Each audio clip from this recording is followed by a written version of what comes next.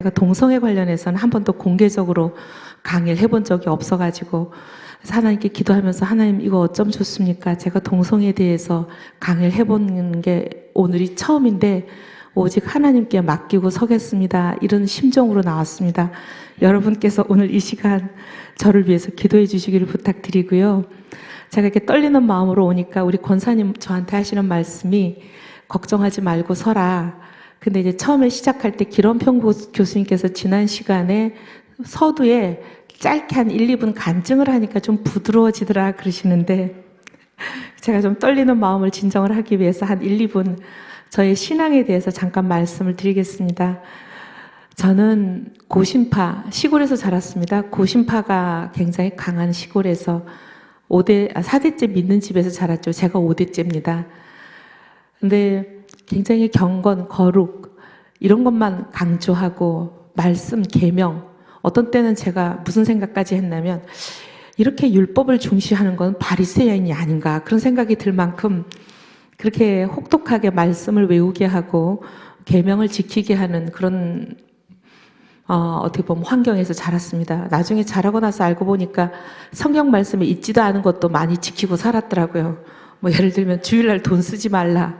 이건 나중에 자라서 66권을 아무리 읽어봐도 주일날 돈 쓰지 말라는 건 있지도 않은데 저희 어머니는 열심히 그거를 지키게 하셔가지고 시골에서 교회까지 한 3번 정도 차를 갈아타야 되는 거리에 있는데 시골 교회 뭐 반주자가 없다 보니까 제가 반주를 하고 아침 주일 낮 예배, 그 다음에 학생의 헌신 예배, 남전도의 헌신 예배, 뭐 또 여전도의 헌신 예배, 그리고 지금이야 주일 밤 예배를 잘 안 드리지만 저희들이 어렸을 때는 주일 밤 예배를 꼬박꼬박 드렸습니다. 그리고 새벽 기도까지 하면 어떤 때는 주일날 예배를 5번 드리는 날이 많았었는데 그 5번을 다 버스비를 안 주셔가지고 주일날 돈 쓰면 안 된다고 걸어 다녔습니다.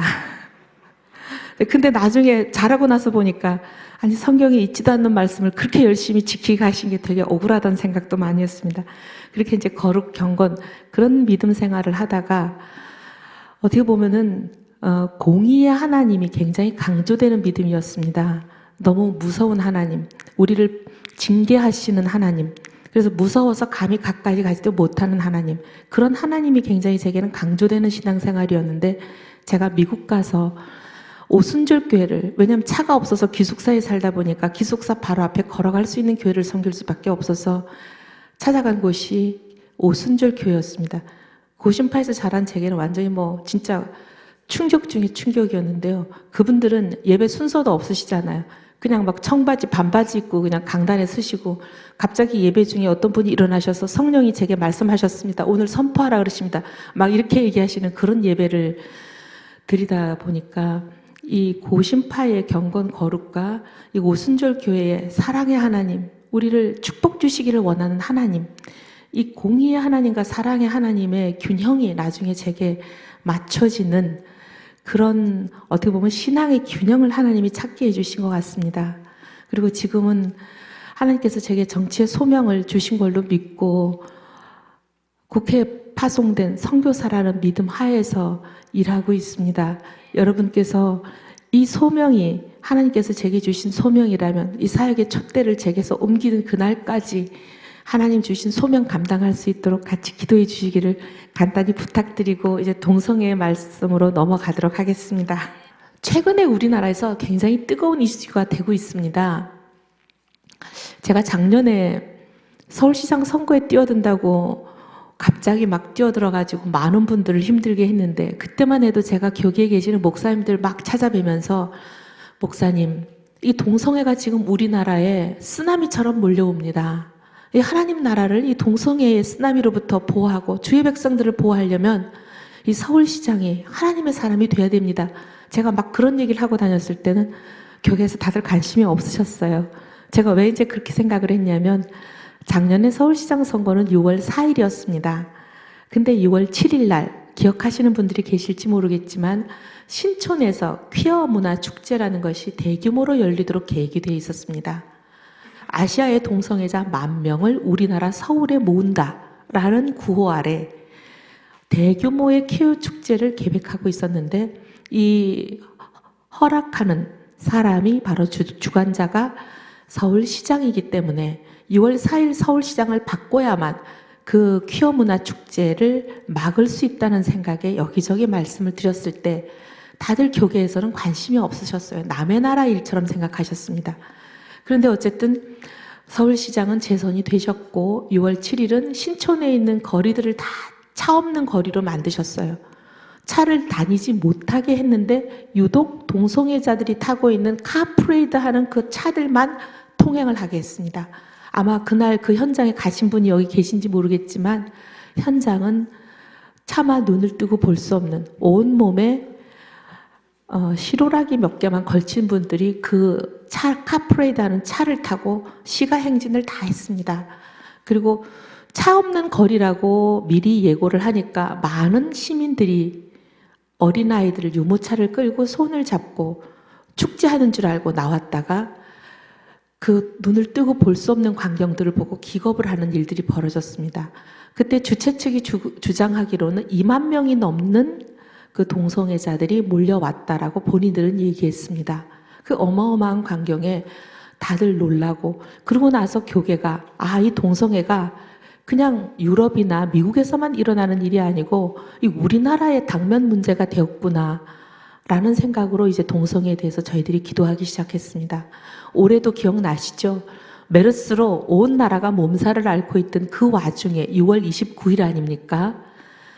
우리 서울시장께서 메르스 감염자가 정부의 통제를 받지 않고 어떤 재건축 회의에 가서 이 메르스 균을 퍼뜨릴 수 있는 위험한 행동을 했다라고 이제 긴급 한밤중에 기자회견을 하신 바로 며칠 뒤에 서울시청 광장에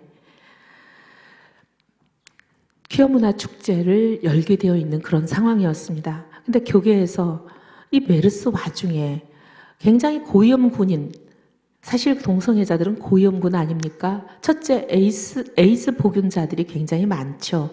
에이즈의 95% 이상은 남성 동성애자라는 게 이미 유엔의 에이즈 관리국, 영국의 보건관리국, 일본의 보건관리국, 미국의 보건관리국, 이 주요국들의 모든 관리국이 공표하고 있고 본인들의 홈페이지에 공개적으로 게재하고 있습니다. 그래서 국민들에게, 자국의 국민들에게 위험하니까, 이 동성애라는 것은 이렇게 위험한 질병을 유발시키니까 다들 조심해야 된다, 이렇게 국민들을 계몽하고 있는 그런 상황입니다. 에이즈가 굉장히 위험한 질병이고 그 질병뿐만이 아니라 동성애자들에게는 여러 가지 성병뿐만 아니라 비뇨기과 질환, 온갖 위험 질환들이 창궐하고 있습니다. 근데 그런 위험군들이 대규모로 집회로 모이게 되면 거기에 메르스균이 감염자가 또는 보균자가 오게 되면 어떤 무서운 일이 벌어질지 모르는 상황에서 기독교계가 계속 그 집회에 허가를 취소해달라, 그래서 퀴어 문화 축제가 열리지 않게 해달라 라고 계속 요구를 했음에도 불구하고 결국 그 집회는 강행이 됐습니다. 작년 메르스 때 상황 아시죠?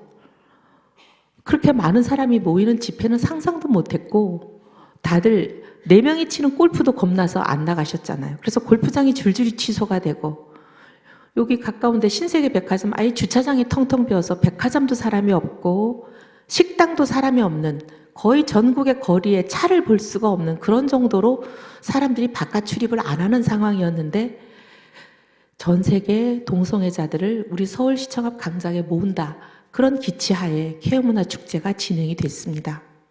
근데 그런 상황이 되다 보니까 이 전국에 동성애에 대한 관심이 생겼고 또 우리 이제 교계도 이 동성애 문제가 남의 나라 일이 아니고 바로 우리의 문제구나 하는 그런 이제 경각심을 가지게 됐습니다. 어떻게 보면 그 퀴어 문화 축제가 교계가 동성애를 인식하게 되고 기도하게 만드는 계기가 된 것은 어떻게 보면 그나마 불행 중 다행일지도 모르겠습니다. 그러면 이제 지금 조금 전에 들어본 사례만 들으셔도 대한민국, 우리 조국이 더 이상 동성애 문제에 있어서 성역이 아니라는 사실을 아셨을 겁니다. 이 동성애 문제가 어느 정도 심각하냐, 에이즈만 보더라도 과거에는 한 연간 200명 정도 발병했습니다. 새로 환자가 생긴다는 뜻이죠. 연간 200명 정도면 뭐 5천만 인구 중에 연간 200명 많지 않구나 이렇게 생각하실 겁니다. 그런데 지금은 1200명이 넘습니다. 굉장히 급속하게 늘어나고 있죠. 그런데 더 심각하게 보셔야 될 것은 이 발병하는 연령대입니다. 10대와 20대의 발병률이 20%가 넘습니다. 15세에서 19세까지가 20.6%고요. 20세에서 24세까지가 14.9%입니다. 주로 우리 학생들, 중고등학교 학생들, 대학생들, 이 학생들이 가장 위험한 타겟이 되어 있다는 뜻입니다. 근데 왜 그럼 이렇게 어린 학생들이 대상이 될까요? 굉장히 참 낯뜨거운 얘기고 제가 입에 올리기 어려운 얘기지만 저도 사실 여성인데 참 이런 얘기 입에 올리기 어렵지만 입에 올릴 수밖에 없습니다. 이 동성애는 주로 남성 동성애자들이 많습니다. 여성 동성애자는 많지 않습니다. 남성 동성애자의 경우에는 역할이 여성의 역할을 하는 사람과 남성의 역할을 하는 사람이 구분이 되어 있습니다. 그런데 청소년들 중에서 뭐 집에 불만이 있거나 입시에 대한 부담이 가중되거나 뭐 여러 가지 이유로 집을 뛰어나오는 학생들이 많습니다. 그렇게 해서 나오게 되면 당장 재정적인 어려움을 겪잖아요.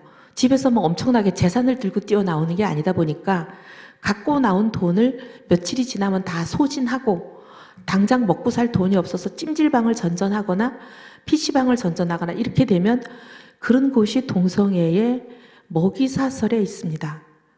주로 그런 곳에서 아르바이트를 하게 됩니다. 동성애 아르바이트입니다. 동성애 중에서 여성의 역할을 하게 되는 아르바이트가 이 학생들이 가장 손쉽게, 특히 여학생은 뭐 속된 말로 노래방이나 음주시설, 뭐 술집, 우리가 술집이라고 표현하죠. 술집이나 단란주점이나 이런 곳에 가서 도우미를 하게 되면 손쉽게 이 학생들이 생활비를 벌 수 있지만 남학생들은 그런 곳에도 가기 어렵습니다. 그러다 보니까 집을 뛰어나온 남학생들, 어린 남학생들이 손쉽게 생활비를 벌 수 있는 게 이 동성애 아르바이트입니다. 동성애 중에서도 여성 역할을 하는 아르바이트. 싼 값에 쉽게 할 수 있습니다. 이렇게 아르바이트를 하다 보니까 점점 처음에는 본인의 취향에 맞지 않고 어떻게 보면 생활비를 벌기 위해서 반강제적으로 내몰려서 하게 되지만 이게 지속되다 보면 본인이 거기에 중독이 되고 결국 동성애자로 전환되는 이 악순환을 거칩니다. 그래서 이 10대 남학생들 중에서 동성애자 비율이 높아지고 그중에서 이렇게 에이즈에 감염되는 비율이 매년 20%가 넘게 증가하고 있는 상황입니다. 우리 학생들 정말 우리가 잘 보호해야 됩니다. 안타깝게도 이 동성애 문제가 우리 대한민국이 더 이상 성형이 아닌 그런 상태가 되어버렸습니다. 이렇게 에이즈 환자가 급증한다는 얘기는 그 에이즈 환자의 95%가 사실은 동성애자거든요. 이렇게 에이즈 환자가 증가한다는 얘기는 그 저변 인구에 해당하는 동성애 인구가 빙산의 일각이 에이즈 환자라면 그 밑에 수면 밑에 가라앉아 있는 어마어마한 인구가 동성애자라는 얘기입니다. 대한민국의 실상이 그렇다라는 말씀을 드리고요. 그러면 오늘 주제인 이 동성애의 관점에서 우리가 다음 세대를 어떻게 교육해야 될 것인가 하는 문제를 말씀을 드리려면 우선 우리가 동성애 문제를 그리스도인으로서 어떻게 바라봐야 되는가 그 문제부터 짚어야 됩니다. 그 다음에는 이 동성애 문제가 우리보다 먼저 확산이 되고 일반화되어서 우리보다 먼저 이 길을 걸어갔던 유럽, 미국, 다른 나라들이 어떤 일들이 일어났나 이것을 살펴봐야 됩니다. 왜냐하면 그들의 모습이 바로 내년, 2, 3년 후에 우리의 모습이기 때문에 우리가 그들의 모습을 정확하게 알아야 됩니다. 그 다음 세 번째는 우리나라 안에 일어나고 있는 동성애 관련한 동성애를 조장하는 각종 움직임들, 그 다음에 국회에 올라와 있는 법들, 동성애 관련한 단체들이 무슨 일을 지금 벌이고 있는지 정확하게 알아야 우리가 대응할 수 있습니다. 그래서 제가 세 가지 순서로 좀 말씀을 드리겠습니다. 아마 이 정가문예학교 지금 계속 들어오시는 분들은 첫 번째 시간부터 계속 들으셨기 때문에 동성애에 대해서 우리가 어떤 인식을 가져야 될지 잘 알고 계시리라 믿습니다. 하지만 그래도 다시 한번 상기하는 의미에서 동성애를 우리가 어떻게 바라봐야 되냐? 간단히 좀 제가 요약하고 넘어가겠습니다. 동성애라는 것이 이 다양성을 존중하는 현대 사회에서 우리가 불편하지만 어쩔 수 없이 묵인할 수밖에 없는 그런 현상인가? 아니면 하나님께서 가정이 여기시는 죄이기 때문에 우리 그리스도인들은 단호히 안 된다고 선언하고 분명히 이 부분에 대해서 선을 긋고 끝까지 저희가 반대하면서 싸워야 될 문제인가? 분명히 답은 후자입니다. 하지만 그 전에 분명히 얘기하고 넘어가야 될 것은 우리가 동성애자들은 사랑으로 품고 그들을 위해서 기도하고 그들이 그 동성애의 늪에서 하루라도 빨리 빠져나올 수 있도록 그들을 치유하고 그들을 위해서 갖은 노력과 대책을 만들어야 된다는 겁니다. 우리가 동성애와 동성애자를 구분해야 됩니다. 동성애는 하나님이 가증히 여기시는 죄이기 때문에 우리가 거기에 맞서 싸워야 되지만 동성애자들과 맞서 싸워서는 안 됩니다. 동성애자들은 우리가 품고 사랑하고 그들을 치유하고 그들이 하루라도 빨리 동성애에서 탈출할 수 있도록 도와야 됩니다. 그래서 그 부분을 좀 분명히 하기를 원하고요. 그럼 동성애. 성경에서 동성애를 어떻게 얘기하고 계시나? 혹시 성경들 갖고 오셨을 테니까 같이 찾아보겠습니다. 아마 저희가 이 동성애에 대해서는 주변에 있는 사람들과 늘 얘기할 때 우리가 항상 성경을 바로 보여줄 수 있어야 되기 때문에 이 구절들은 저희가 몇 장 몇 절인지는 저희 머릿속에 좀 넣어갖고 있고 핸드폰에 좀 저장해갖고 있었으면 좋겠습니다. 누가 무슨 말을 물어보더라도 우리가 딱 핸드폰에서 이 성경 구절을 보여줄 수 있게. 레위기 18장 22절 가장 대표적인 구절입니다. 18장 22절 레위기 18장 22절 찾으신 줄 알고 제가 봉독하겠습니다. 너는 여자와 동침함 같이 남자와 동침하지 말라. 이는 가증한 일이니라. 분명히 하나님께서 가증한 일이라고 말씀하고 계십니다. 그 다음에 레위기 20장 13절 2페이지만 넘기면 되니까 금방 찾으실 것입니다. 누구든지 여인과 남자와 동침하면 둘 다 가증한 일을 행함인즉 반드시 죽일지니 자기의 피가 자기에게로 돌아가리라. 하나님 분명히 반드시 죽이라고 얘기하실 만큼 하나님께서 이것을 역겨워하시고 가증하게 여기는 죄입니다. 그러면 또 많은 사람들이 구약에서 얘기한 것과 구약에서 얘기한 많은 율법들이 신약에 있어서 폐해지는 것이 있는데 동성애는 신약에서는 뭐라고 말씀하시냐? 고린도전서 6장 9절입니다. 불의한 자가 하나님의 나라를 유업으로 받지 못할 줄을 알지 못하느냐? 미혹을 받지 말라. 음행하는 자나 우상 숭배하는 자나 간음하는 자나 탐색하는 자나 남색하는 자나 이 하나님 나라를 유업으로 받지 못할 죄들을 열거하고 있습니다. 그 중에 남색하는 자, 이 남색이라는 거를 우리 젊은 학생들은 말이 어려워서 이게 옛날 말이라 잘 이해를 못 하시는데 이걸 영어로 보면 명백합니다. homosexual offenders라고 분명히 얘기하고 있습니다. homosexual offenders가 뭐예요? 동성애자 아니겠습니까? 분명히 동성애자는 하나님의 나라를 유업으로 받지 못하는 죄라고 얘기하고 있습니다. 하나님께서. 그 다음에 로마서 1장 27절에도 분명히 말씀하고 계십니다. 로마서 1장 27절 그와 같이 남자들도 순리대로 여자 쓰기를 버리고 서로 향하여 음욕이 부릴 듯하며 남자가 남자와 더불어 부끄러운 일을 행하여 그들의 그릇 때문에 상당한 보응을 그들 자신이 받았느니라.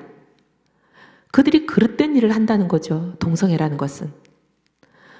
그릇됨을 그들 자신이 상당한 보응을 받았다.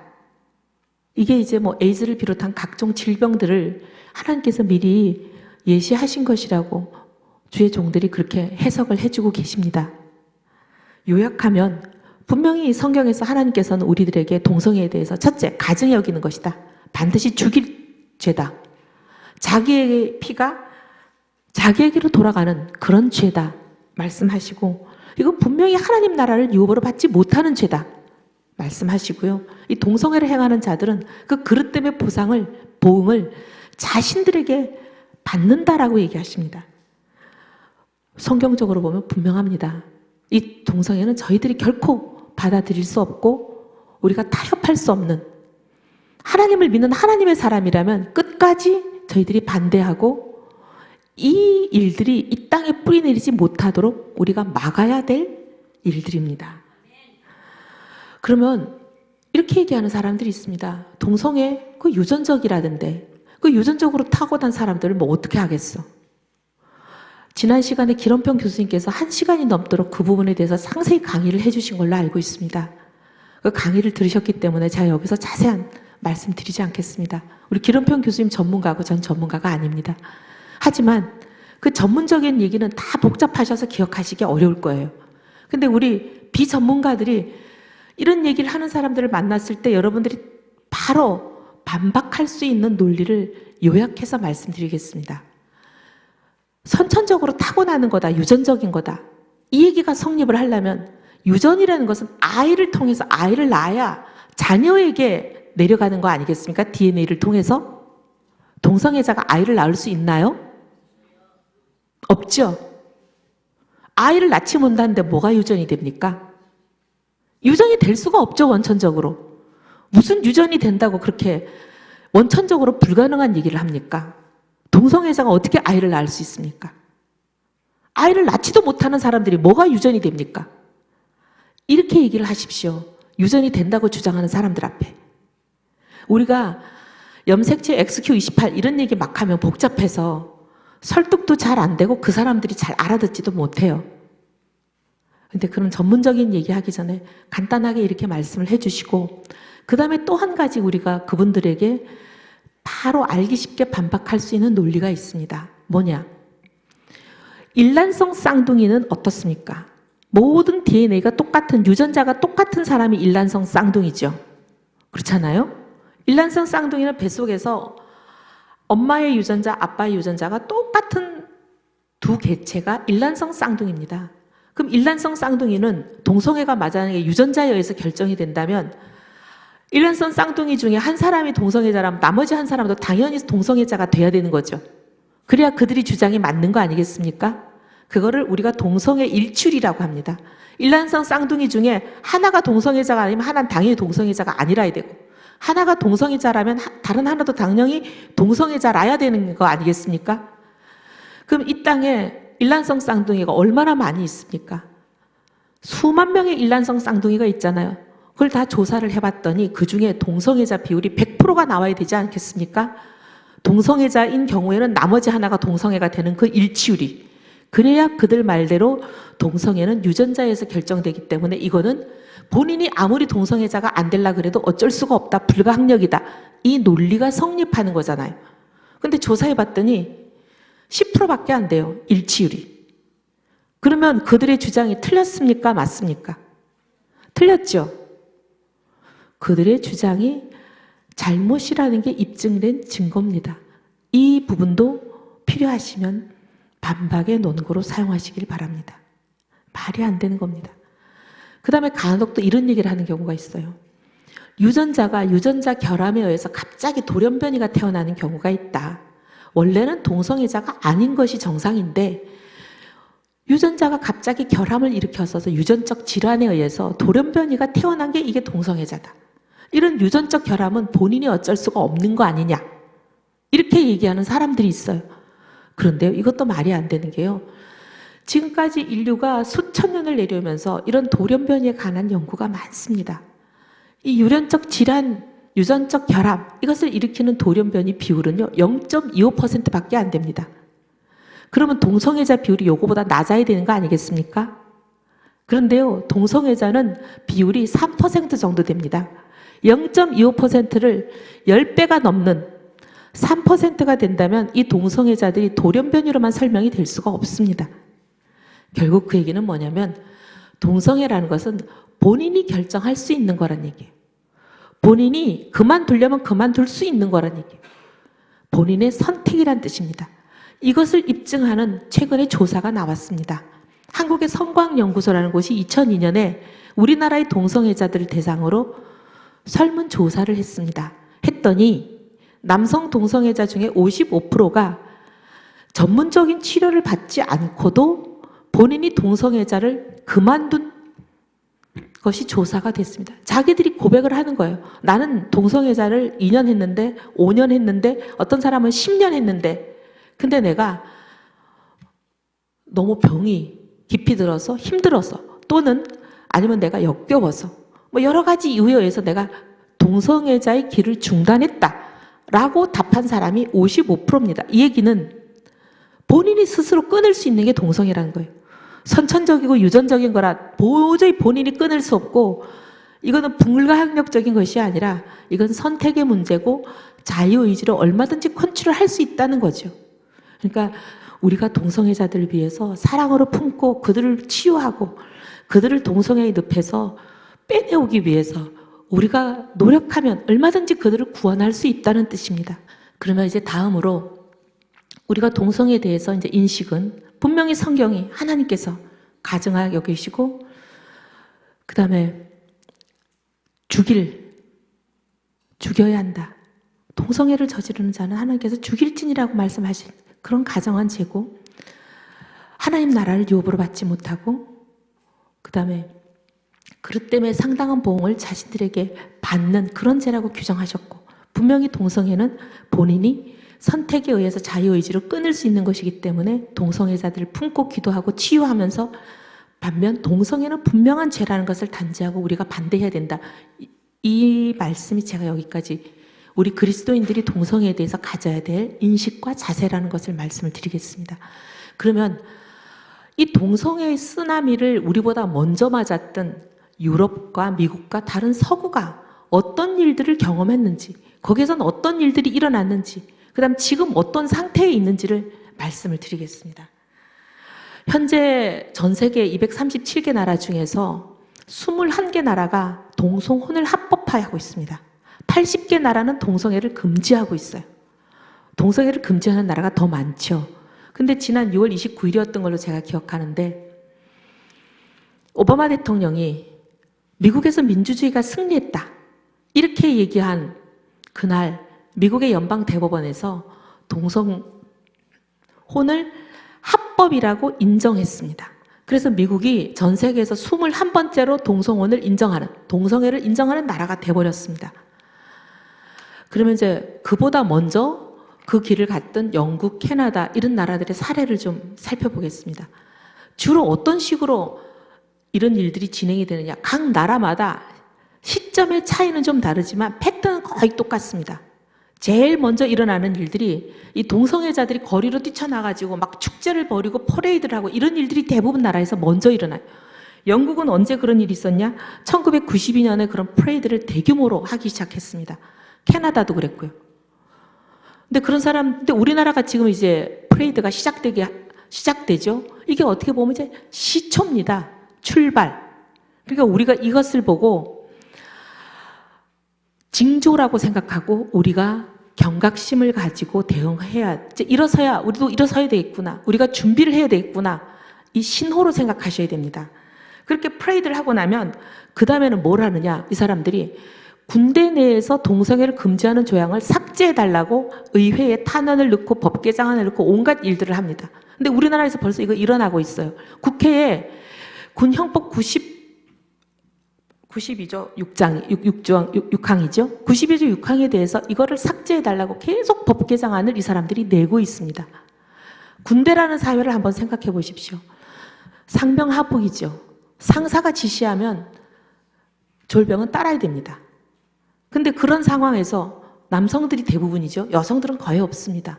그런 상황에서 남성 동성애가 상사에 의해서 자행이 되면 계급에 있어서 아래 계급인 사람이 그 거부할 수 있겠습니까? 못합니다. 근데 아까 우리 그 청년들, 집을 뛰쳐나온 학생들이 어떤 과정을 거쳐서 동성애자로 전환돼 가는지 말씀드렸잖아요. 처음에는 본인이 원해서가 아니라 본인이 하기 싫은데도 어떻게 보면 내몰려서 동성애의 발을 들여놨다가 결국은 시간이 지나면서 본인이 자발적인 동성애자로 전환돼 가는 그런 과정을 겪거든요. 군대 내에서도 이런 일들이 일어나면 결국 우리나라 청년들은 거의 아주 예외적인 경우 몇 사람을 제외하고는 군대가 의무화되어 있는데 이 군대가 동성애자 양성소가 되는 겁니다.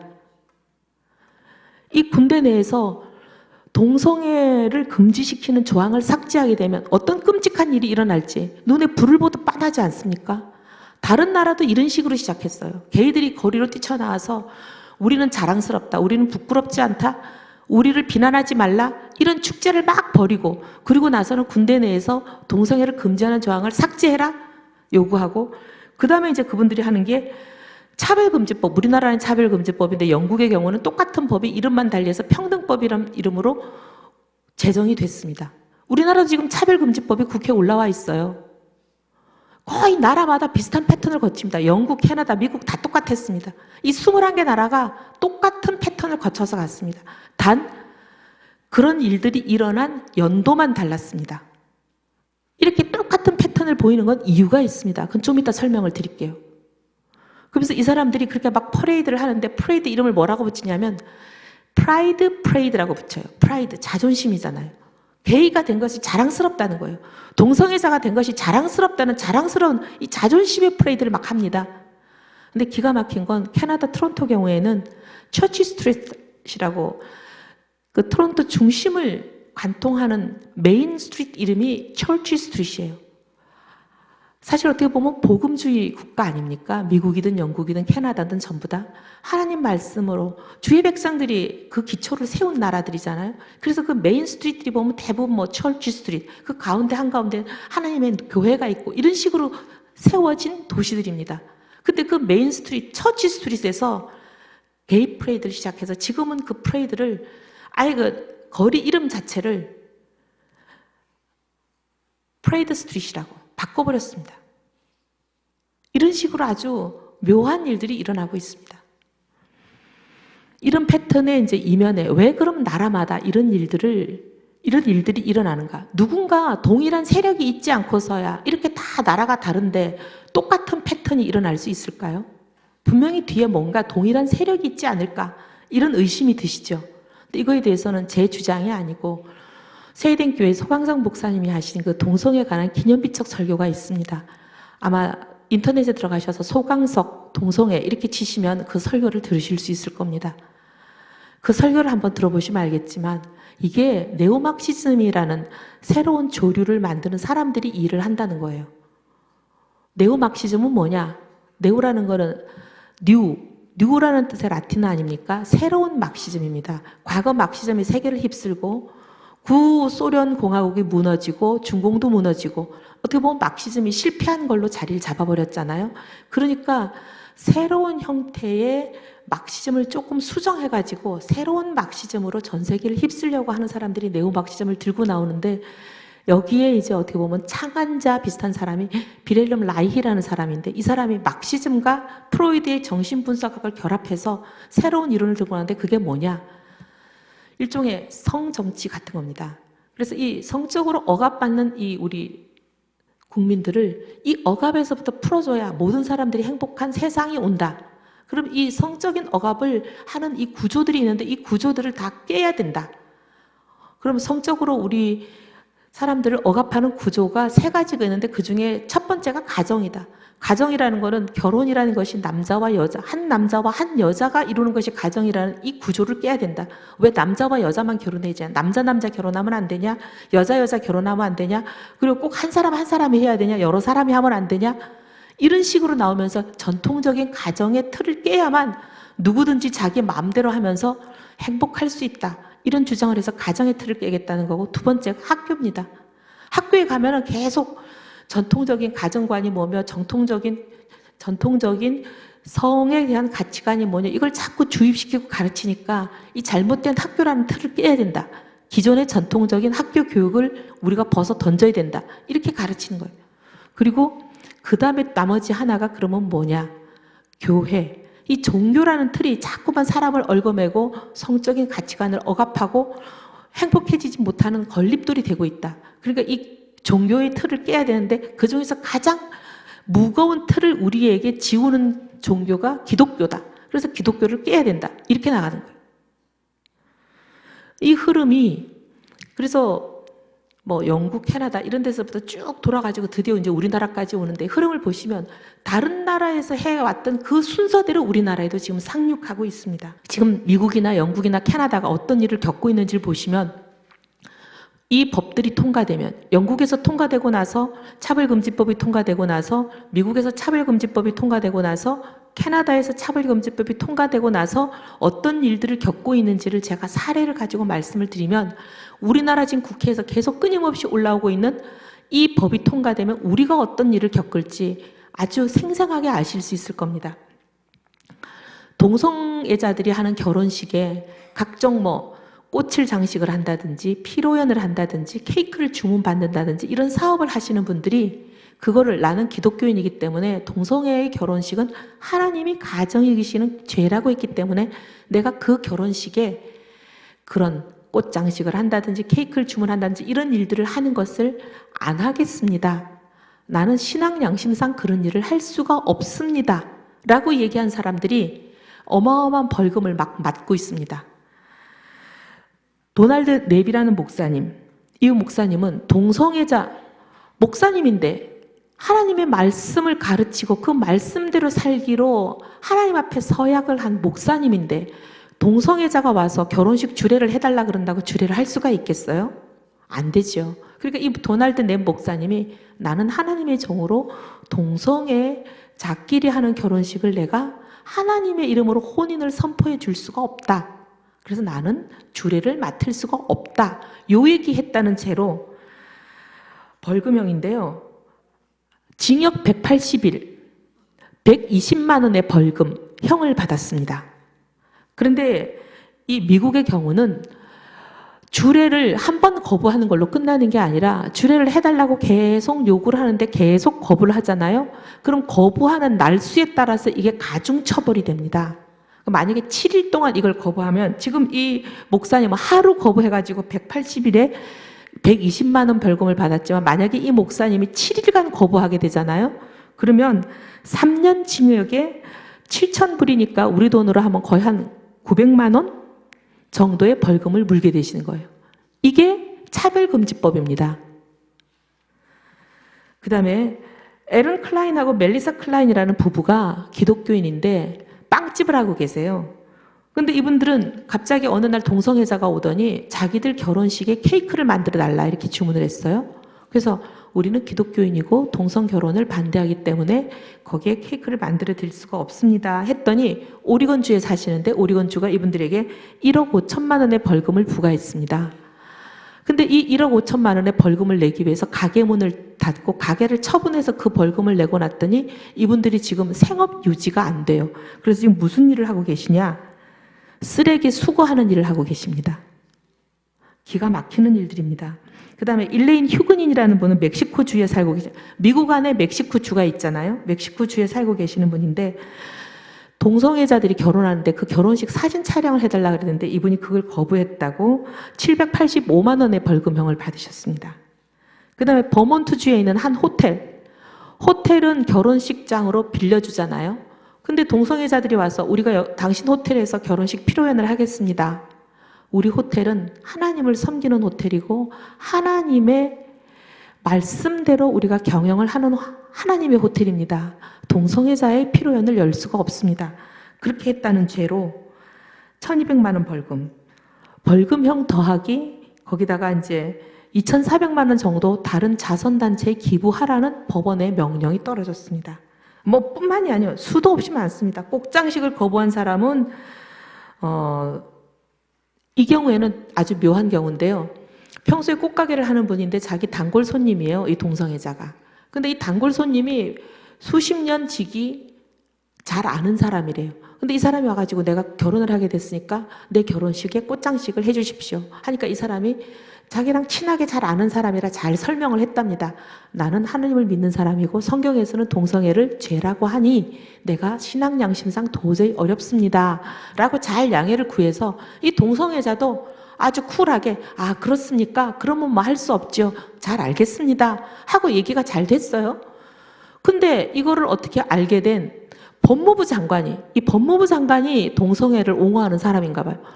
당사자끼리는 잘 얘기가 끝났는데 법무부 장관의 직권으로 벌금형을 5,000불이나 그냥 2,000불을 그냥 벌금형을 때려버렸어요. 이런 일들이 일어납니다. 지금 미국에서. 그 다음에 예를 들면 동성결혼증명서를 발급해야 되는 곳이 법원 아니겠습니까? 이 법원에 있는 서기가 나는 신앙 양심상 이 사람들이 혼인이 합법하다는 증명서를 내가 도저히 도장 찍어주질 못하겠으니까 이 일은 다른 사람한테 맡겨주세요. 내가 도저히 못하겠으니까 다른 직원한테 맡겨주세요 했다고 해서 이 사람은 법정 구속이 돼버렸습니다. 아니 이게 법정 구속이 될 일이라고 생각이 되세요? 뭐 이런 거. 그 다음에 이제 어떤 소방서장은 이 사람은 아틀란타주에 있는 켈빈 코크란이라는 사람입니다. 소방서장이에요. 근데 이 사람은 낮에는 소방서장, 주 5일은 소방서장으로 열심히 일하고 주말에는 교회 학교에 가서 섬기는 교회 학교 선생님이셔요. 근데 자기 교회 학교 학생들을 가르치기 위해서 자기가 조그만 교재를 만들었습니다. 근데 그 교재에다가 동성애는 안 되는 것이라고 썼어요. 그래서 학생들을 교회에서 가르쳤어요. 근데 그걸 했다고 이 사람은 해고가 됐습니다. 이런 식입니다. 이게 미국, 영국, 캐나다 다 일어나고 있는 일들입니다.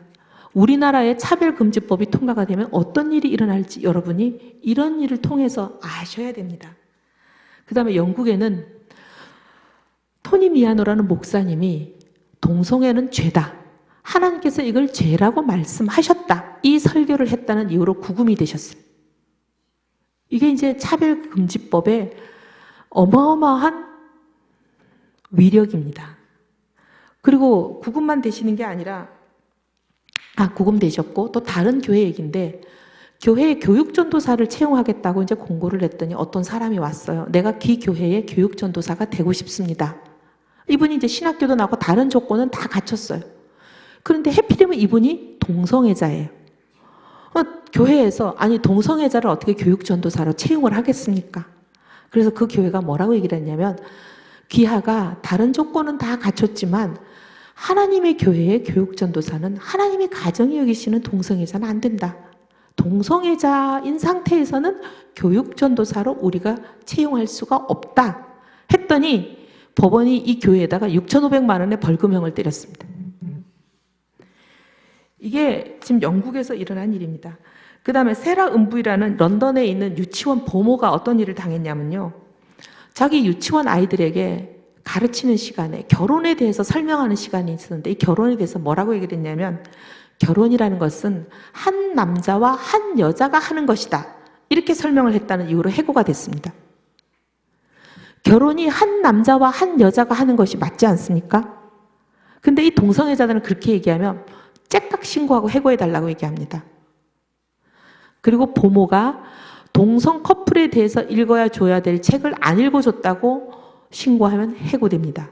이게 지금 영국과 런던, 캐나다 이 21개 동성혼이 합법화된 나라들에서 일어나는 일들입니다. 게리 맥팔레이라는 상담사가 있는데요. 이 사람도 어떤 일을 당했냐. 상담이라는 게 카운셀링 아닙니까? 어려운 일을 당한 사람들이 와서 내가 이런 어려운 일을 당했는데 조언을 좀 해주세요. 그러면 조언을 해주는 게 이 사람의 직업이죠. 근데 이 상담사들은 전문 자격증을 갖고 일을 합니다. 우리 변호사, 의사 이런 사람들처럼. 근데 이분한테 어느 날 게이 커플이 왔어요. 와가지고 게이 커플의 동성애 성행위에 대해서, 성생활에 대해서 상담을 해달라 그런 거예요.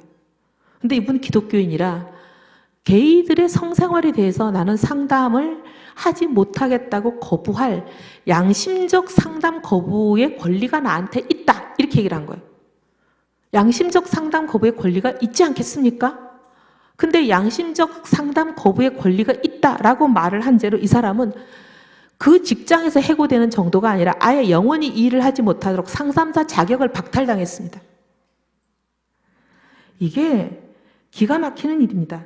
그 다음에 마가렛 존스라는 등기소의 직원은 무슨 일을 당했냐면 상사가 어느 날 오더니 너는 기독교인이지? 네, 그렇습니다. 그럼 네가 믿는 그 기독교의 신념은 동성결혼을 반대하니? 당연히 네 하죠. yes, 이 답 한마디 했다고. 아니 우리가 믿는 기독교의 신념이 동성결혼을 반대하죠. 네가 믿는 기독교는 동성결혼을 반대하니? 물어보니까 네, yes, 요 한마디 한 걸로 그 자리에서 해고가 됐습니다. 말도 안 되는 일이 일어나요. 그 다음에 리차드 페이지라는 치안 판사는 입양을 한 가족들끼리 와가지고 소송이 붙었어요. 판사니까 당연히 소송을 중지하잖아요. 이 양쪽 앉혀놓고 공개 재판이 아니고 재판을 하기 전에 보면 비공개로 피고와 원고를 데리고 이렇게 조정하는 경우가 많이 있잖아요. 비공개 협의에서 뭐라고 얘기를 했냐면 아이가 동성애 커플 밑에서 자라는 것보다 아빠와 엄마가 있는 가정에서 자라는 게 훨씬 안정적이다. 이렇게 얘기를 한 거예요. 이 이유했다고 이 사람이 제소됐습니다. 이런 일들 뭐 얘기하자면 끝도 한도 없는데요. 이게 이제 제가 이름을 구체적으로 실명을 아는 사례들만 몇 개 가지고 왔습니다. 이거 말고도 학교에서 어떤 일이 일어나느냐. 이제 우리 아이들이 차별금지법이 통과되면 우리 아이들이 학교에 가서 어떤 것을 배우고 당하게 되느냐를 설명을 드리겠습니다. 캐나다 경우를 가지고 말씀을 드릴게요. 1학년이 되면 우리하고 학제가 좀 다릅니다. 만 6세면 어린아이들 아닙니까? 이 만 6세 어린아이들의 교육 과정이 어떻게 되어 있냐면 모든 아이들에 이걸 가르치게 되어 있습니다. 입에 담기 좀 부끄러운 얘기지만 여성과 남성의 성기 구조에 대해서 아주 자세한 명칭을 아주 구체적이고 생생한 그림과 함께 가르칩니다. 만 6세 아이들에게 이거 가르쳐야 될지 참 기가 막히는 일인데 그걸 배우고요. 3학년이 되면 만 8세입니다. 만 8세는 동성결혼은 정상이다. 그 동성애는 아름다운 것이다. 이걸 가르칩니다. 그리고 나서 뭐라고 얘기를 하냐면 이 성별은 정해진 것이 아니다. 성별은 자기가 선택하는 것이다. 이렇게 가르칩니다. 그리고 네가 마음만 먹으면 남자도 될 수 있고 여자도 될 수 있고 뭐든지 네가 바꿀 수 있다. 그렇게 가르치고 트랜스젠더라는 거는 자기 성을 바꾸는 걸 얘기하는 사람, 내가 남성이다가 여성이 되거나 여성이다가 남성이 되거나 이렇게 자기 성을 바꾸는 게 트랜스젠더 아닙니까? 이 트랜스젠더는 유전일 뿐이다. 이렇게 가르쳐요. 이게 말이 됩니까? 근데 아이들에게 너 남자가 되고 싶니? 그럼 바꿔. 얼마든지 바꿀 수 있어. 네가 그냥 결정하면 되는 거야. 이렇게 가르칩니다. 학교 공교육에서. 만 8세짜리 아이들에게. 만 8세짜리 아이들이 이거를 뭐 비판하고 또는 자기가 잘못된 것이다라고 그런 비판전 수용을 할 수 있는 나이입니까? 선생님이 그렇게 가르치면 그런 줄 알죠? 그 다음에 6학년 만 11세입니다. 11세가 되면 자위행위를 구체적으로 가르칩니다. 기가 막히지 않습니까? 그 다음에 7학년 만 12세가 되면 입에 담기도 참 민망한 얘기인데 오랄 섹스와 에이널 섹스를 생생하게 가르칩니다. 이걸 애들이 배워야 됩니다. 이거는 공립학교의 의무 교육 과정이라 안 배울 권리가 없습니다. 이걸 거부할 수가 없어요. 오랄 섹스가 뭔지는 아실 거고 에이널 섹스라는 건 우리말로 학문성교입니다. 이 동성애자들이 하는 거잖아요.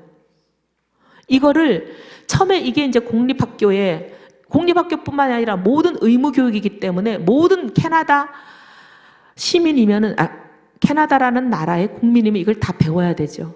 그러니까 이걸 처음에 도입됐을 때 학부모들이 거리로 나와서 시위하고 난리가 났습니다. 왜 아이들에게 이걸 가르치냐? 우리 아이는 이거 배우게 하고 싶지 않다. 소용이 없었습니다. 왜 소용이 없었는지 아세요? 차별금지법이라는 게 통과됐기 때문에 그렇습니다. 왜냐? 차별금지법이라고 하는 것은 어떤 특정 성적 취향이나 성별 정체성에 대해서 그들이 불편해하는 얘기를 하면 아까 제가 사례를 왜 먼저 말씀드렸냐면 영국이나 미국이나 이런 데서 막 벌금형 당하고 구속당하고 투옥되고 하는 이런 일들을 당하기 때문에 그렇게 막 시위하는 사람을 한두 명을 벌금형 때리고 구속시켜버리면 그 다음 아무도 말을 못합니다. 그래서 차별금지법을 아까 그 네오마르크시즘을 신봉하는 이 세력들, 이 똑같은 패턴으로 이런 움직임을 밀고 가는 주도 세력들이 왜 차별금지법을 기를 쓰고 통과시키려고 그러냐?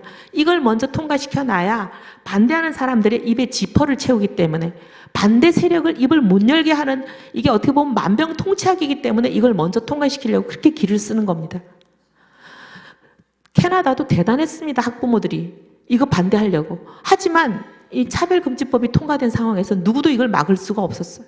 미국도 마찬가지입니다. 미국도 동성혼이 연방대법원에서 통과될 때 미국의 교회들이 입을 열지 못했어요.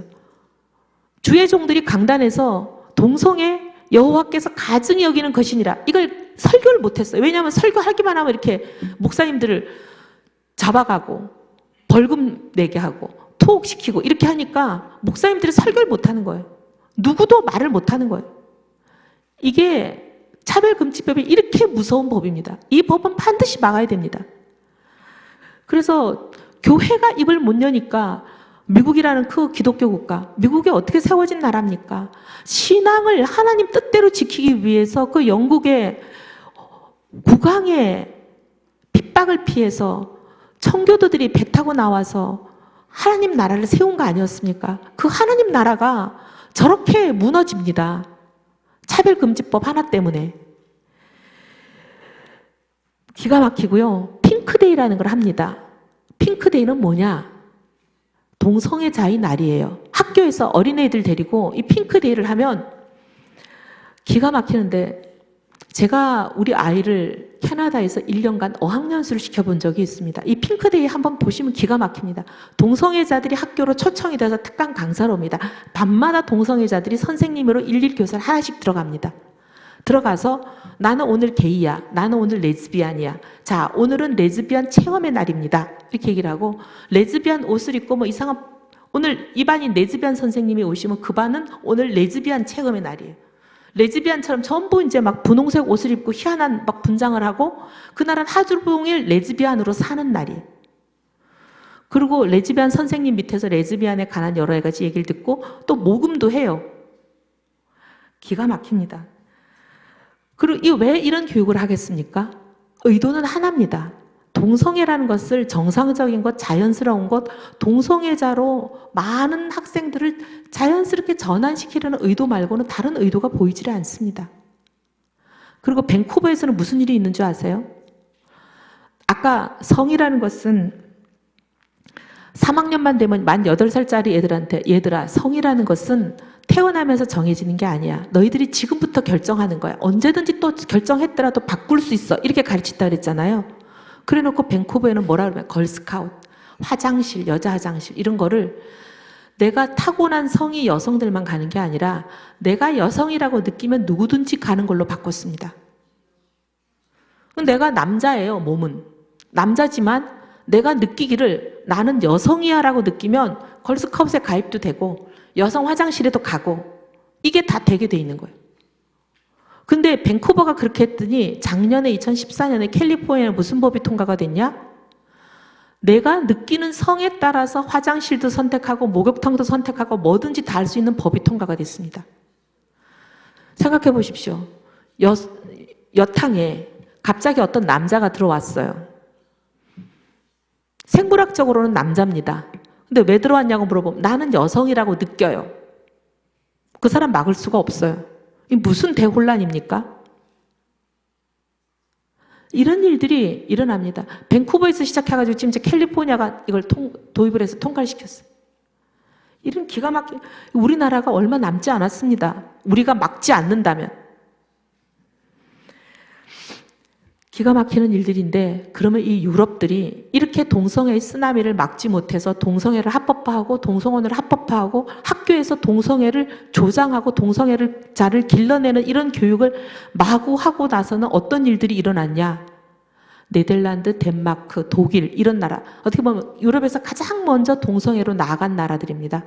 이 나라들은 이제 동성애로도 부족해서 뭘 하는지 아십니까?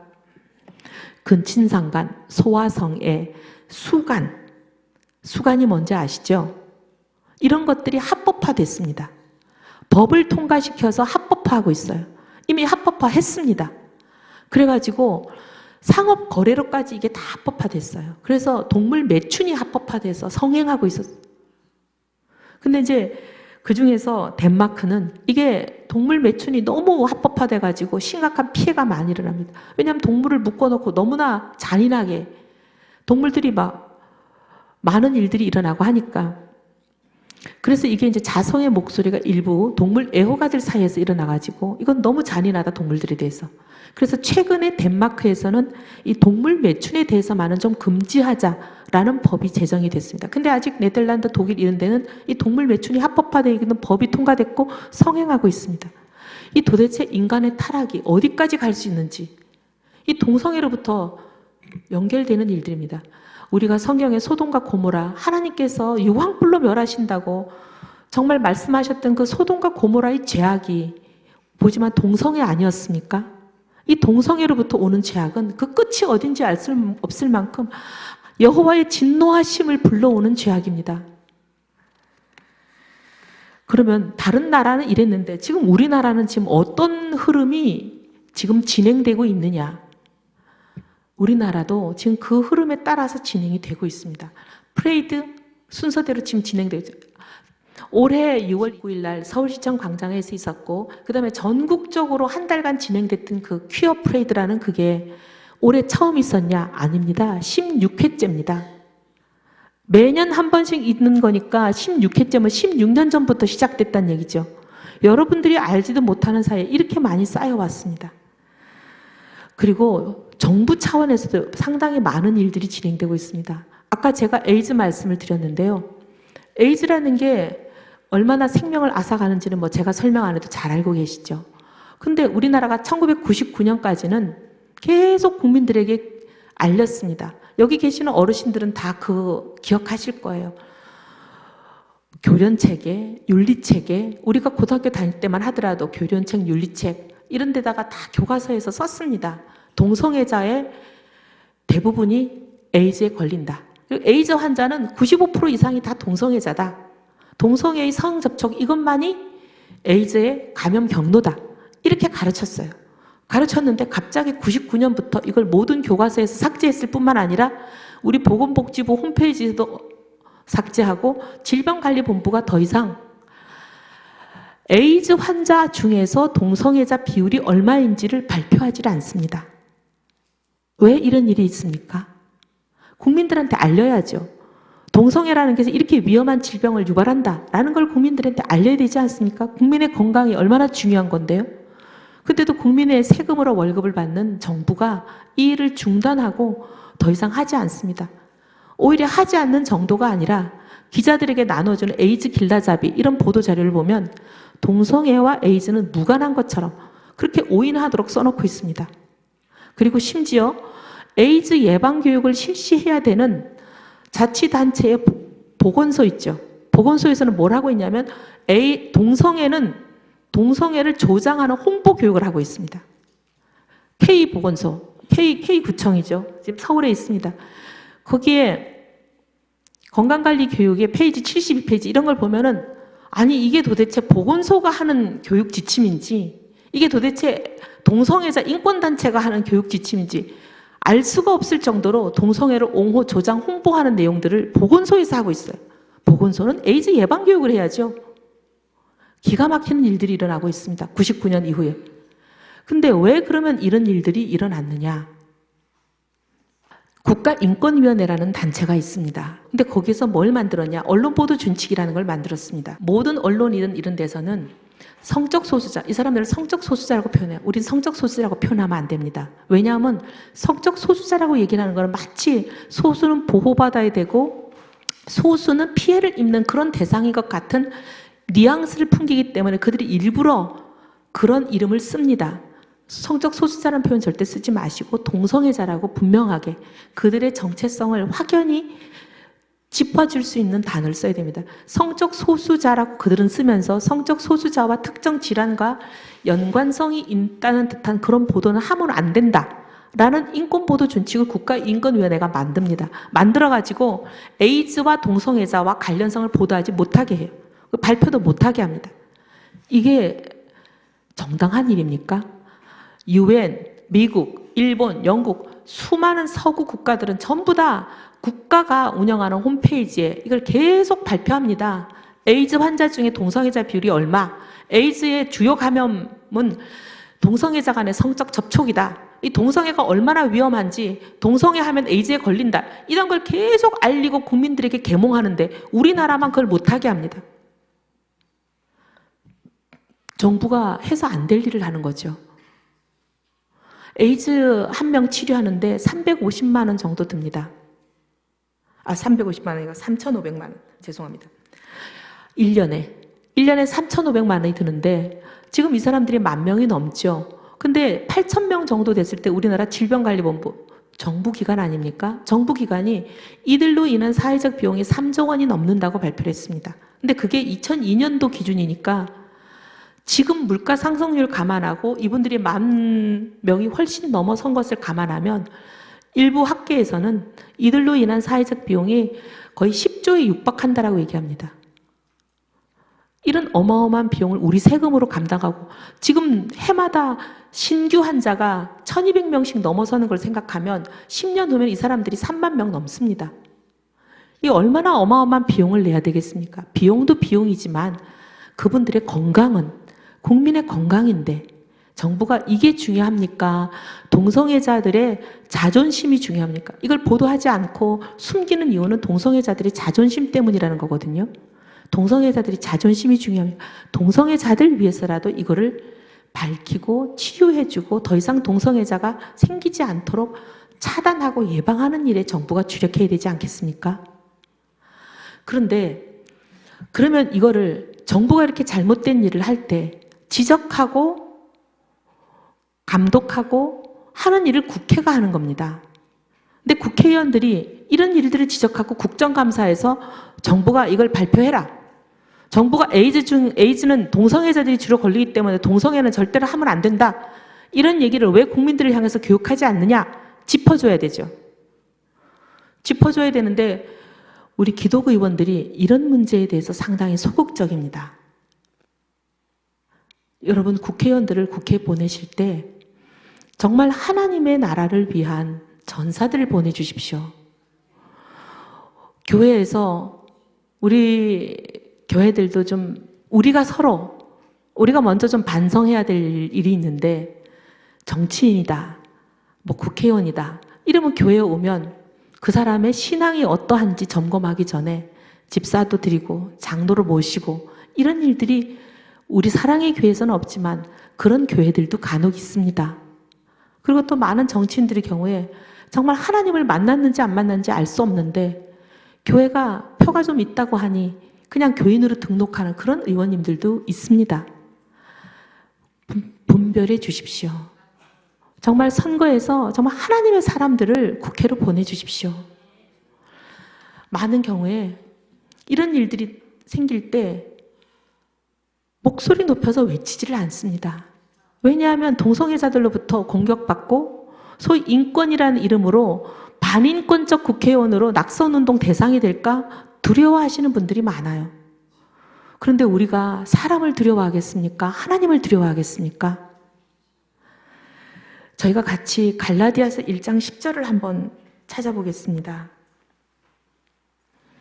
갈라디아서 1장 10절.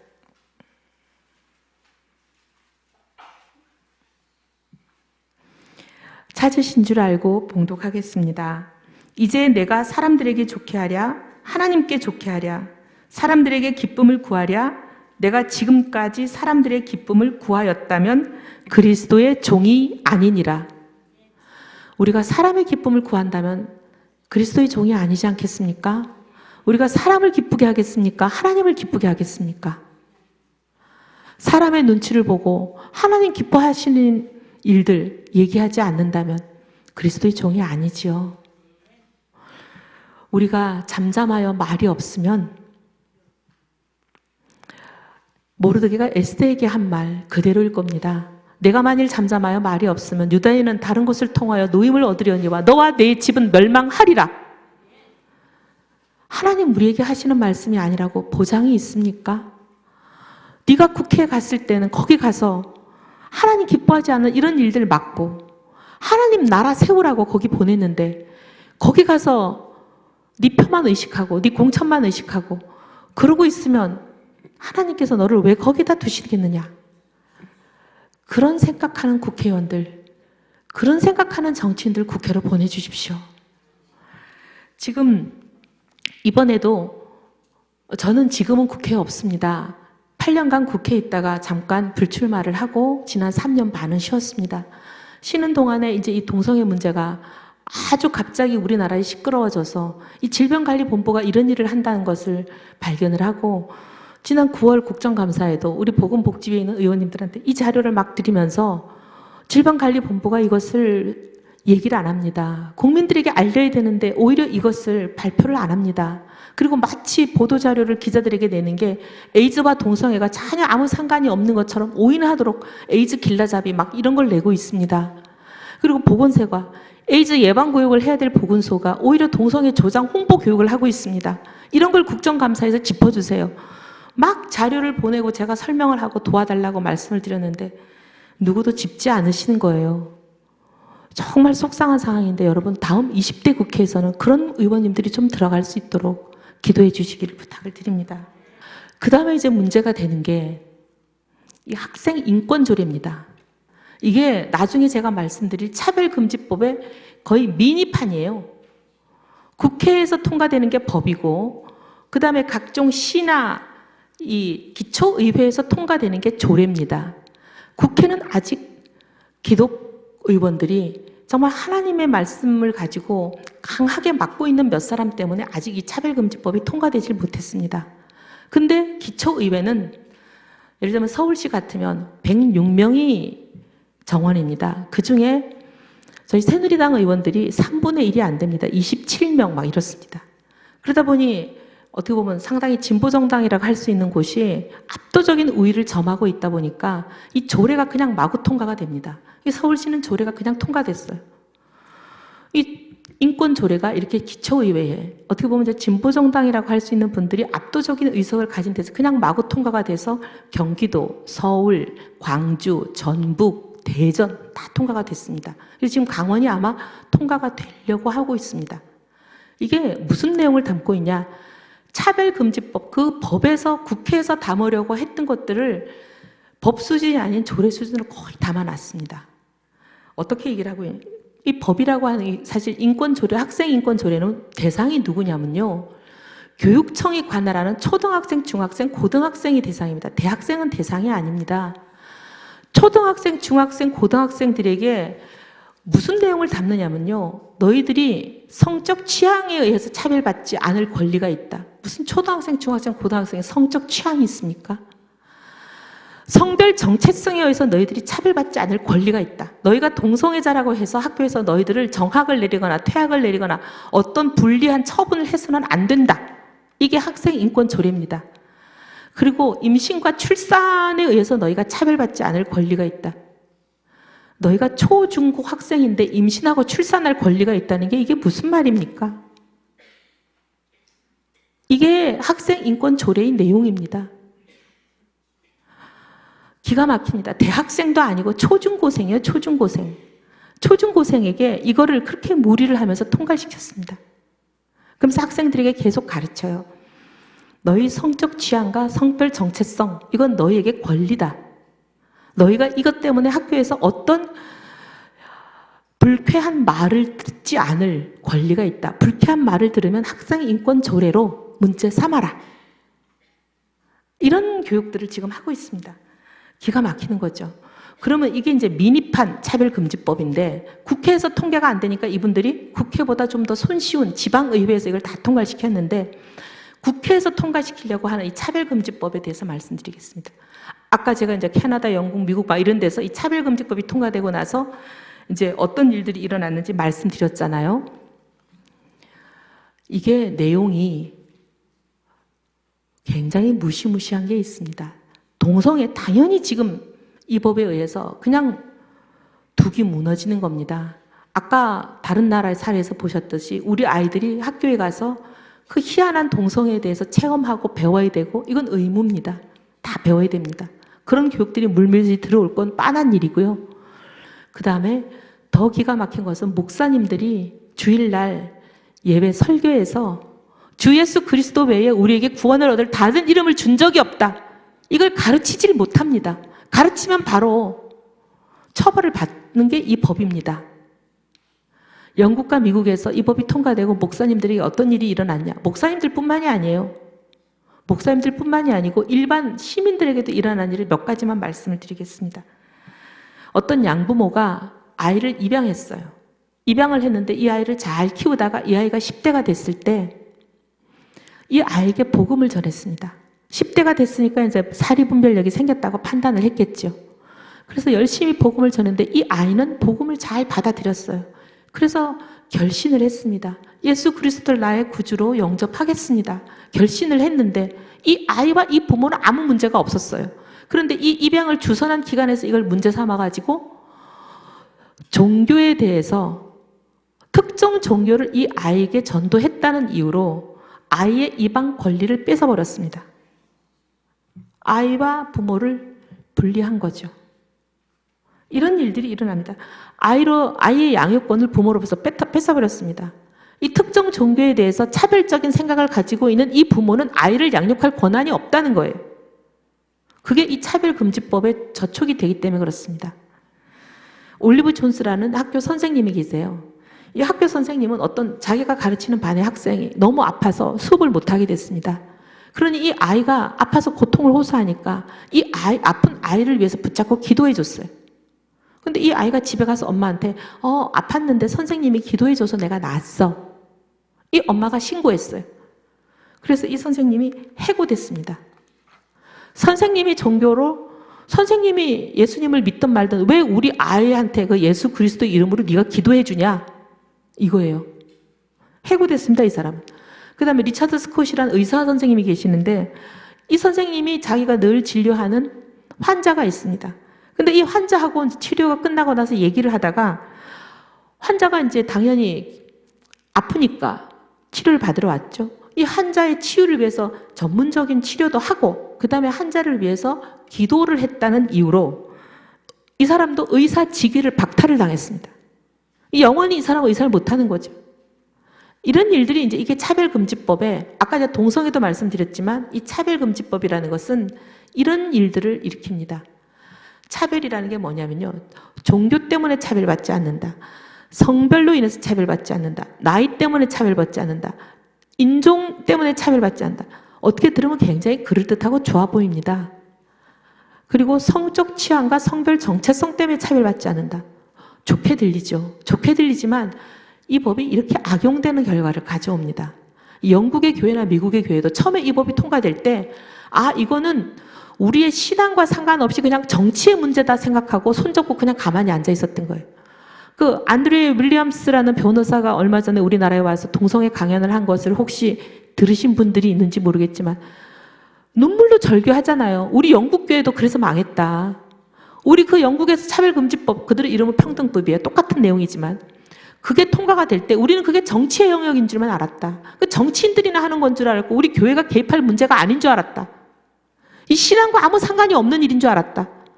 그래서 그냥 가만히 손잡고 앉아 있었더니 그 법이 통과됐고 그 법이 통과된 이후에 이런 일들이 닥쳤고 우리 영국이 어떤 영국입니까? 하나님이 세웠던 나라라고 한때 얼마나 번창했습니까? 해가 지지 않는 대영 제국 팍스 브리타니카 그랬던 나라 아닙니까? 그 나라가 이렇게 하루아침에 몰락해서 지금은 무슬림의 나라가 되어버렸잖아요. 이런 일이 불과 몇십 년 만에 일어났습니다.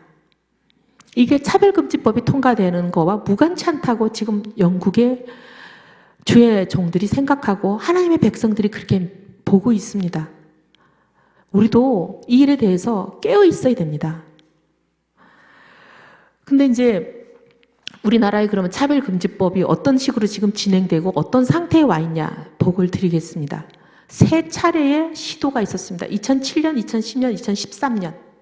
2007년에 올라왔을 때는 그것도 당연히 정부 발의 법안입니다. 국회 법이 올라오는 경로는 두 가지가 있습니다. 하나는 정부가 법을 내는 거가 있고요. 하나는 의원들이 의원 발의 입법으로 내는 경우가 있습니다. 근데 정부 발의 법안은 굉장히 강력합니다.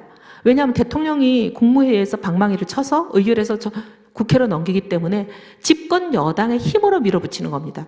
국회 안에는 집권 여당 의원들이 소속 의원들이 대규모로 있습니다. 그 사람들이 거의 대부분 찬성합니다. 왜냐하면 대통령이 밀어붙이는 거니까. 그리고 정부가 뒤에서 끊임없이 로비를 하고 압력을 넣기 때문에 엄청나게 힘이 세서 이 정부 발의 법안은 통과될 가능성이 의원 발의 법안보다 굉장히 높습니다. 의원 발의 법안은 의원 10명만 도장을 찍으면 누구든지 발의를 할 수 있는데 300명 의원 중에 10명이 도장 찍었다고 290명이 도와줄 가능성은 많지 않습니다. 그래서 의원 발의 법안은 100개를 내면 그중에 몇 개만 통과가 되지만 정부 발의 법안은 거의 대부분 통과가 됩니다. 이게 2007년에 법무부가 발의한 법안이에요. 근데 교계가 그때 열심히 이 문제에 대해서 반대하고 기도하고 해서 이게 무산이 됐습니다. 그랬더니 2010년에 또 냈습니다. 2010년에는 이번에 교계가 대대적으로 일어나서 신문에 광고도 내고 굉장히 홍보전을 잘 펼쳤습니다. 무산이 됐습니다.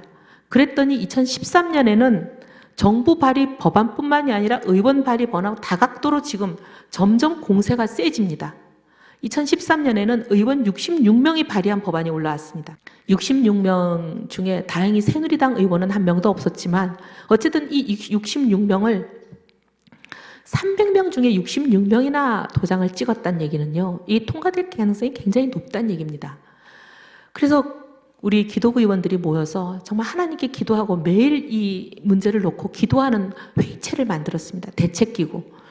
그래서 이걸 어떻게 했냐면 66명을 다 명단을 만들어서 각자 친소관계에 의해서 한 사람씩 맡았습니다. 찾아가서 설득하는 설득조를. 그래서 이 66명을 다 설득을 해서 철회 서명을 받았어요. 국회법은 어떻게 되어 있냐면 의원들이 발의한 법안은 서명한 사람 모두가 철회 서명을 해야 이게 법이 철회가 됩니다. 근데 단 한 사람, 저희가 아무리 설득해도 서명을 안 하는 분이 계셨어요. 그 한 사람 때문에 65명의 서명을 받았는데도 이 법을 철회하지 못했습니다. 그분이 끝까지 고집을 부리고 서명을 안 하는 바람에 이 법을 철회를 못했습니다. 65명이 포기를 했는데도. 근데 하나님의 역사하심이신지 우리가 천국 가봐야 알 일이지만 통진당이 해산되는 바람에 당이 해산이 되면 비례대표 의원님은 의원직을 박탈당하십니다. 그래서 이분이 의원직을 박탈당하는 바람에 이분은 자동 발의권이 없어지셔가지고 이 법이 폐기가 됐습니다. 근데 문제는 정부가 발의한 법안이 남아있습니다. 정부가 발의한 법안. 이게 이제 굉장히 강력한 힘을 가지고 아직도 남아있습니다. 여러분 기도해 주십시오. 언제 어떻게 이게 변화될지 알지 못합니다. 여러분들께서 기도해 주시고 이 법이 어쨌든 다시 모멘텀을 얻어서 밀어붙여주는 탄력을 받지 못하도록 여러분들께서 기도해 주셔야 됩니다. 하나님 나라가 무너지느냐 지켜지느냐 이 차별금지법에 달려 있습니다. 주일날 주의 종들이 강단에서 구원을 얻을 길이 그리스도밖에 없다는 것을 설교하지 못하면, 외치지 못하면, 그리고 동성애가 이렇게 만연하고 조장이 되는데 학교에서 막 동성애를 가르치고 동성애를 막 양성해내는데 그걸 우리가 하나님이 반대하시는 것이다. 하나님이 가증히 여기시는 것이다. 우리가 가르치지 못한다면 우리가 우리 자녀를 몰락에게 내주는 꼴이 되는 거 아니겠습니까? 하나님이 우리를 그렇게 기뻐하시겠습니까? 그런 법이 통과되면 하나님 우리나라를 어떻게 지키시겠습니까? 여러분 그런 법이 통과되지 않도록 정말 기도해 주십시오. 지금 보면 교회 학교가 점점 줍니다. 교회 학교가 이렇게 줄고 우리의 자녀들이 하나님을 받아들이고 하나님의 전사로 거듭나는 수가 이렇게 줄어드는데 우리 한국의 미래가 있습니까? 지난 10년 동안 교회 학교 수를 조사를 해보면요 34%가 줄었습니다. 이게 저출산의 영향만이 아닙니다. 저출산은 34%씩이나 되지 않았어요. 지금 아직까지 우리나라의 총인구가 줄지는 않습니다. 그런데 교회 학교가 이렇게 급격하게 주는 것은요 우리가 자식들 잘못 키운 것도 있고 우리 교회 안에 우리가 회개하고 하나님 앞에 가슴을 찢고 정말 이 땅을 고쳐주시옵소서 저희들이 회개합니다. 하나님 앞에 무릎 꿇어야 될 일들입니다. 그런데 이 교회 안의 일들이 우리 자녀들을 동성애에 물들게 하고 동성애의 노예가 되게 하고 또 복음을 전파하지 못하게 하는 이런 법들이 통과되면 이 믿음의 전쟁은 더 어려워집니다. 여러분 기도해 주십시오. 제가 오늘 많은 말씀을 드렸는데 이 차별금지법은 우리가 왜 이렇게 길을 쓰고 반대하냐면요. 교회가 낙태를 허용하는 법이 통과됐을 때 간통죄를 불법으로 하는 게 폐지가 됐을 때 우리가 이렇게까지 야단하지 않았습니다. 왜냐하면 그때는 세상에서는 낙태가 허용이 되고 그 다음에 간통이 허용이 되고 해도 우리 교회 안에서는 우리 미래 세대를 우리 아이들을 이건 하나님이 허용하지 않는 거다. 하나님께서 죄라고 하시는 거다. 우리가 우리 아이들을 가르칠 수 있었기 때문에 이렇게까지 야단하지 않았습니다. 그런데 이 차별금지법이 통과가 되면 우리가 교회 안에서도 우리 아이들을 가르칠 수가 없습니다. 이게 통과가 되면요 성경은 불법이 됩니다. 성경을 가르치는 게 불법이 됩니다. 이런 법을 어떻게 통과시키겠습니까? 지금 2013년에 올라왔던 법은 2007년, 2010년, 2013년을 보면요. 점점 강해지고 점점 세력화되고 조항들도 더 끔찍한 것들이 들어옵니다. 이 무시무시한 사람들과 싸워야 됩니다. 여러분들께서 정말 하나님이 지켜주시면, 우리가 기도하면 지켜주십니다. 한 가지 사례로 그냥 간단히 제가 1, 2분 말씀드리겠습니다. 불과 몇 해 전에 이 이슬람의 쓰나미가 몰려온 적이 있습니다. 그 법이 통과가 되면 정말 하루아침에 하나님 나라가 이슬람의 영향하에, 이슬람의 그 속박하에 갈 수밖에 없는 스쿠크 법이 있었습니다. 기억하시지요? 그 스쿠크 법이라는 게 통과되면 우리나라 사람들이 이제 스쿠크 법은 뭐냐면 이슬람 금융, 스쿠크라는 그 이상한 금융을 쓰게 되면 세금을 한 푼도 안 내게 해주는 법이었습니다. 집을 사든 대출을 받든 뭘 하든 그러면 세금을 안 내도 되는데 이거 쓰지 않겠습니까? 다른 돈을 쓰게 되면 예를 들면 집을 산다고 하면 취득세, 양도세, 등록세, 그 다음에 재산세, 종부세, 온갖 본세에다가 여기다 또 부가세가 더해지면 농어촌 교육 특별세, 도시시설 회계세, 온갖 세금들을 국세, 지방세 어마어마하게 내야 되는데 이 자금을 쓰게 되면 이런 세금을 하나도 1원 한 푼 안 낸다 그러는데 누가 이 자금을 안 쓰겠습니까? 이 법이 통과되면 우리나라 사람들로 하여금 스쿠크 자금으로 몰리게 만들고, 이 스쿠크 자금이라는 것은 정관에 온 세계가 알라의 것이 되게 할 때까지 거룩한 전쟁을 하는 지하드를 수행하는 것을 목적으로 한다고 돼 있고, 이 자금을 쓰는 사람들은 이슬람 율법 샤리아를 준수할 것을 서약하게 하는 자금이었습니다. 그러면 많은 사람들로 하여금 이 자금을 쓰게 하고 쓰는 사람들마다 이슬람 율법의 노예가 되게 만들고, 그 다음 이게 이제 눈덩이처럼 돈을 굴리는 특수한 금융 기법입니다. 그 기법은 제가 오늘 여기서 설명 안 드리겠습니다만, 이 돈이 거래가 될 때마다 이슬람 포교단체인 자카트에 2.4%씩 그냥 자동 이체되듯이 돈이 가는 거였어요. 그러면 이슬람 포교의 날개를 다는, 이게 어마어마하게 무서운 법 아닙니까? 이 법이 국회에 올라왔을 때입니다. 근데 그때는 대통령이 밀어붙이는 법이었어요. 그리고 이 법에 대해서는 교계에도 알려지지도 않았고, 이게 내용이 너무 복잡해서 설명해도 누구도 알아듣지 못하고, 대통령이 공천권을 쥐고 있다고 우리 26명 표결하는 의원들 중에 23명이 이걸 찬성하고 나섰습니다. 저하고 우리 나머지 2명, 3사람이 반대하는데 이것을 놓고 우리들이 기도하고 하나님께 간절히 구했을 때, 지금 제가 오늘 시간이 없어서 다 말씀을 못 드리지만 정말 하나님의 놀라우신 역사하심을 저희들이 현장에서 목도했습니다. 하나님이 정말 있을 수 없는, 우리가 상상도 못한 방법으로 이 법을 막아주셨습니다.